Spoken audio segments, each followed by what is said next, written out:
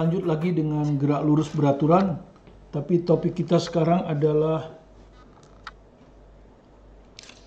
membahas gerak lurus beraturan, pengertian gerak lurus beraturan. Kemudian kita memberi dua contoh kasus. Yang pertama kasus susul menyusul, dua kendaraan, dan kasus yang kedua nanti pertemuan antara dua kendaraan. Oke.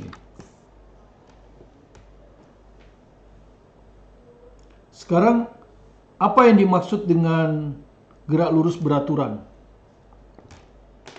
Jadi, apa yang dimaksud dengan gerak lurus beraturan? Atau apa yang didefinisikan sebagai gerak lurus beraturan? Ya, mari kita lihat ya secara umum. Anggaplah suatu mobil bergerak dari sini ya. Waktu di sini itu T-nya 0. Dia bergerak dari sini. 5 menit kemudian, dia telah menempuh jarak 3 kilo. Ya, jadi 5 menit. Ini waktunya 5 menit. Ya, kalau kita jadikan jam, itu adalah 1/20 jam. Jadi jaraknya 3 kilo.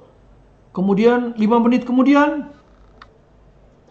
ya, selang waktu yang sama, dia menempuh jarak yang sama juga. 3 km. Pada lintasan lurus ya, lintasannya lurus ini. 5 menit kemudian, dia menempuh jarak 3 km. Ya, dan seterusnya. Selalu 5 km. Nah, kalau kita hitung kelajuan, berapa kelajuannya? Maka kelajuan adalah jarak 3 km dibagi selang waktu 1/20 jam, hasilnya adalah 60 km per jam. Kita hitung juga dari sini 3 km dibagi 5 menit. Kita hitung dari sini 3 km per 5 menit. Artinya kelajuannya selalu tetap 60 km per jam. Nah, gerak menempuh lintasan lurus, jadi gerak menempuh lintasan lurus dengan kelajuan tetap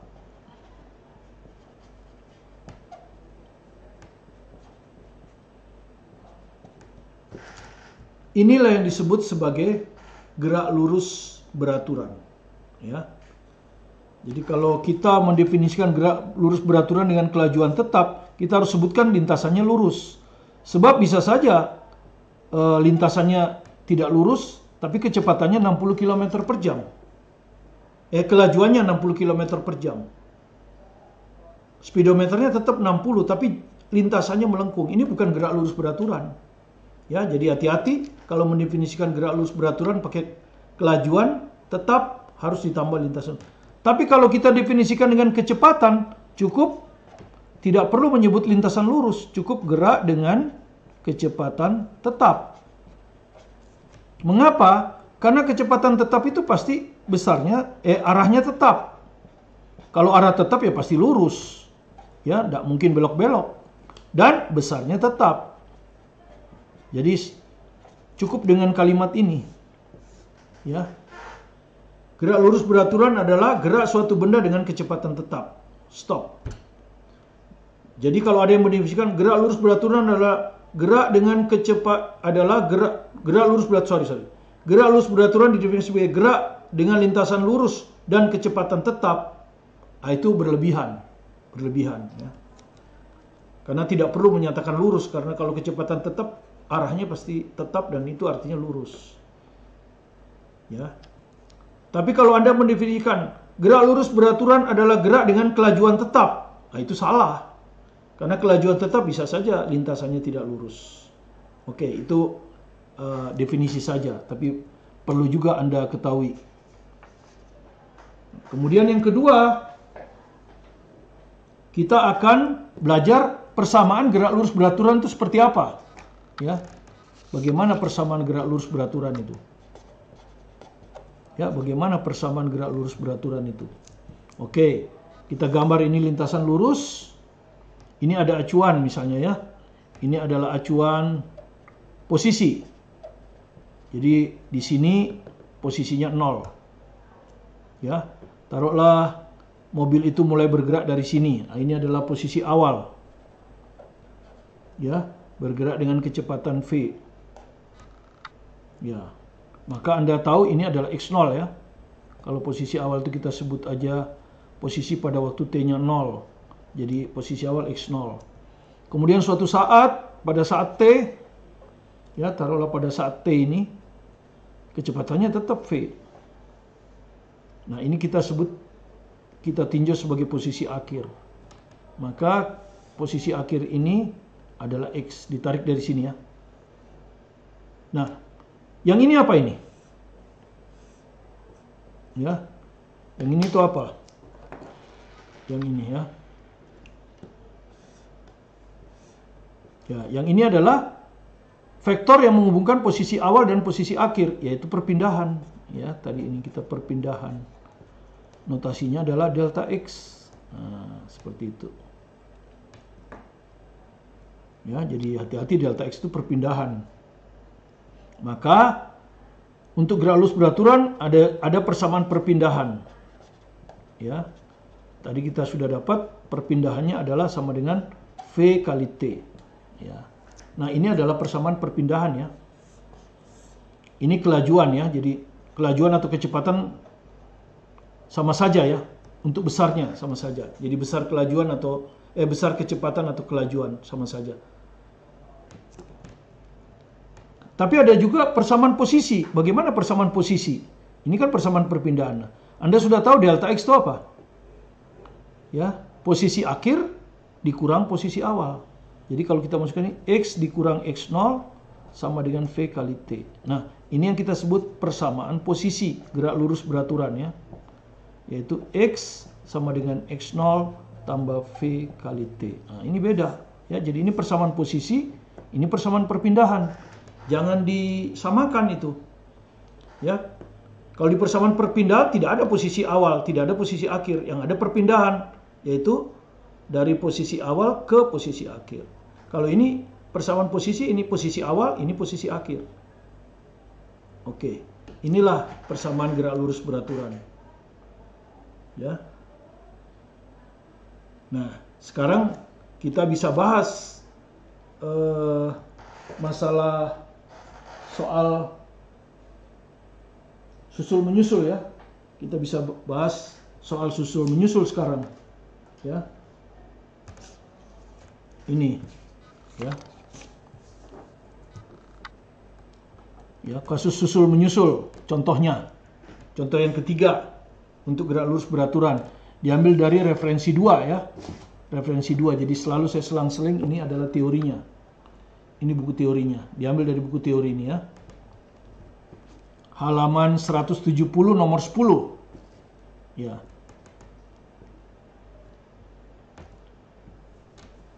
Jadi soalnya seperti ini. Ini ya. Suatu saat Dika sedang berlari pada kelajuan 9,40. Jadi suatu saat Dika sedang berlari ya dengan kelajuan 9,40. Misalnya Dika di sini, ini Dika ya. Ah, ini Dika. Berlari dia.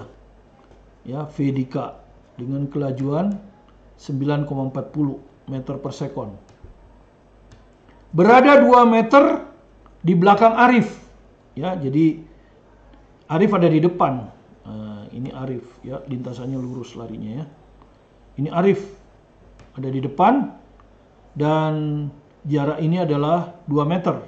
Arif ada di depan Dika 2 meter. Ya. Yang sedang berlari pada kelajuan 9,20. Jadi lebih lambat ya. V Arif adalah 9,20. Nah. Tentukan waktu yang diperlukan Dika untuk menyusul Arif. Ya, karena ini lebih lambat, ini lebih cepat, suatu waktu tersusul ya. Suatu waktu di sini tersusul. Ya, tersusul. Nah, berapa waktunya, ya toh?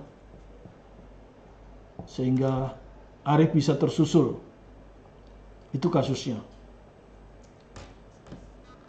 Kemudian pertanyaan yang kedua, di manakah Dika menyusul Arif? Ya taruhlah ini tempatnya di P. Nah, P ini posisinya di mana? Ya, oke. Itu soalnya ya. Sekarang kita pecahkan. Ada dua cara penyelesaian ya. Cara pertama kita pakai persamaan perpindahan.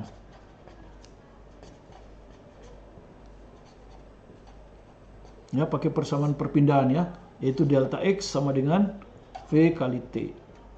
Nah, kalau kita pakai persamaan perpindahan, maka baik Dika, ya baik Dika maupun Arif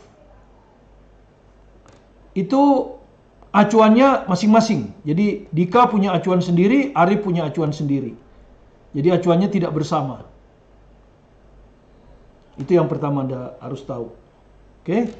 Nah, sekarang kita lihat ketika tersusul di P ya, berapa delta X dari Dika? Ya, Dika. Di sini susul, berarti delta X-nya adalah yang ini. Ya, ini adalah delta X dari Dika. Dari awal ke akhir, Yaitu sama dengan kecepatan kali waktu. Tentu kecepatannya Dika. Ya. Kalau kita hitung berapa ini? Kecepatan Dika diketahui 9,40. Jadi ini 9,40 T. Nah, ini delta X Dika. Bagaimana dengan delta X Arif? Arif awalnya ada di sini, akhirnya ada di sini ketika dia tersusul. Maka delta XA adalah yang ini. Sama dengan kecepatan kali waktu juga. Tapi kecepatannya harus kecepatan Arif. Berapa kecepatan Arif? 9,20. Jadi 9,20 T. Nah, masalahnya bagaimana persamaan penghubungnya ini? Bagaimana persamaan penghubung antara delta XD dan delta XA? Tentu kita lihat lagi di gambar, ya. Di gambar kita lihat, ya. Ini 2 meter. Delta XD lebih panjang dari delta XA. Berarti 2 meter ini adalah selisih dari delta XD. Perpindahan Dika dikurangi perpindahan Arif itu sama dengan 2. Ya. Delta XD lebih panjang dikurangi delta XA adalah 2. Nah, kita tinggal masukkan delta XD adalah 9,40 T. Delta XA adalah 9,20 T. Sama dengan 2. 0,20 T sama dengan 2. Maka ketemu T-nya sama dengan 10 sekon. Ya. T-nya ketemu 10 sekon. Ini. Nah, kalau T-nya udah ketemu maka gampang aja kita jawab di mana Dika menyusul Arif. Berarti anggaplah yang ditanya Dikanya, posisi Dika. Tentu DP kan. Ketika Dika menyusul Arif itu posisinya DP. DP itu akan sama dengan delta XD. Ketika menyusul. Delta XD itu adalah 9,40 T. Jadi 9,40 T. T-nya 10. Jadi hasilnya adalah 94 meter.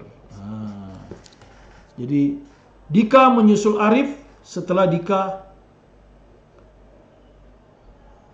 menempuh jarak 94 meter dalam selang waktu 10 sekon. Inilah cara penyelesaian yang pertama. Nah, sekarang kita akan bandingkan dengan cara penyelesaian yang kedua, ya.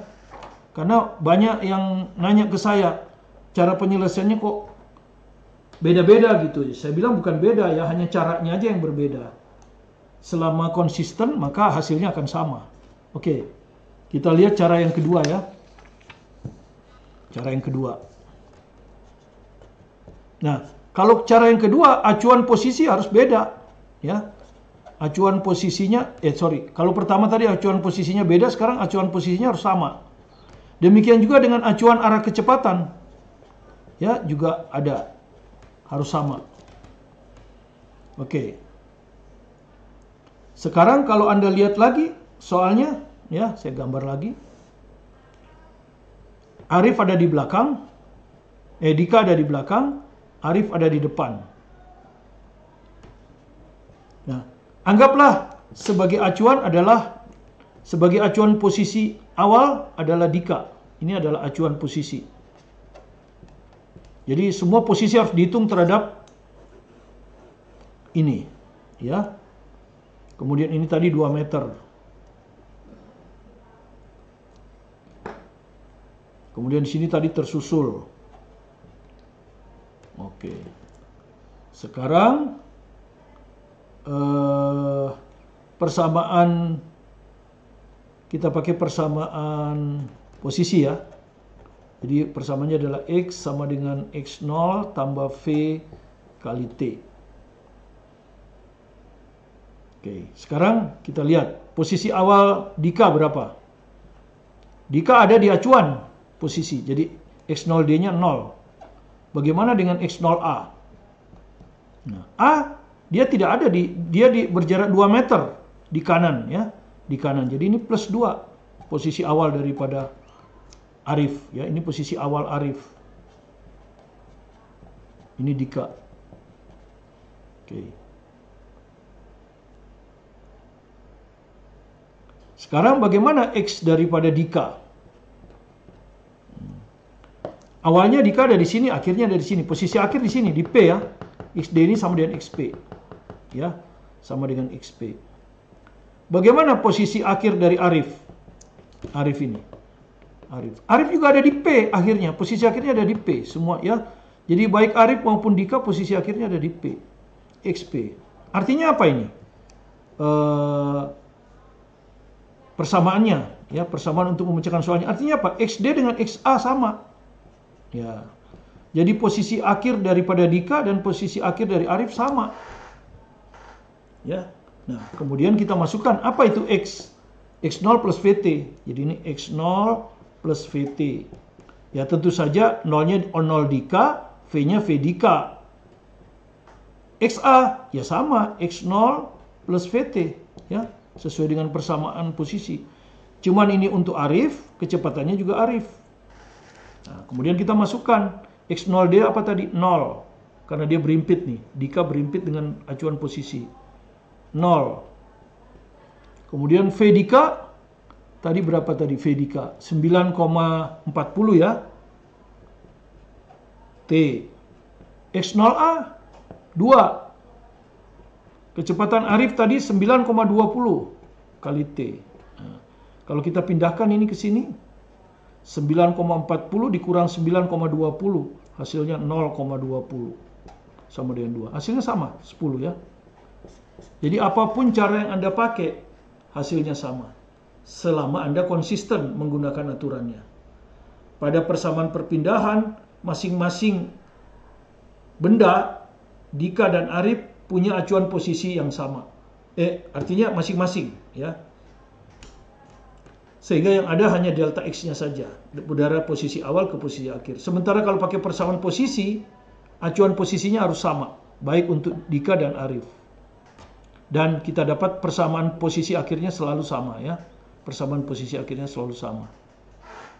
Begitulah bedanya. Semoga bisa dipahami. Kita akan lanjut di contoh 4 untuk kasus pertemuan ya di bagian berikutnya. Terima kasih atas perhatian Anda. Jangan lupa subscribe, like, dan komen untuk mendukung kita di dalam pembelajaran, menyediakan video pembelajaran berikutnya untuk menuntaskan buku teori dan buku soal ini. Ya, untuk menuntaskan kedua buku ini dalam pembelajaran yang esensial sehingga Anda bisa mengerti bahwa fisika tidaklah sulit seperti yang Anda bayangkan. Ya. Tapi kalau Anda ingin lebih mendalam untuk latihan, silakan Anda memiliki buku penuntun belajar fisika ini dan jika bisa juga memiliki buku teori ini. Terima kasih. Saya Martin Kaninan.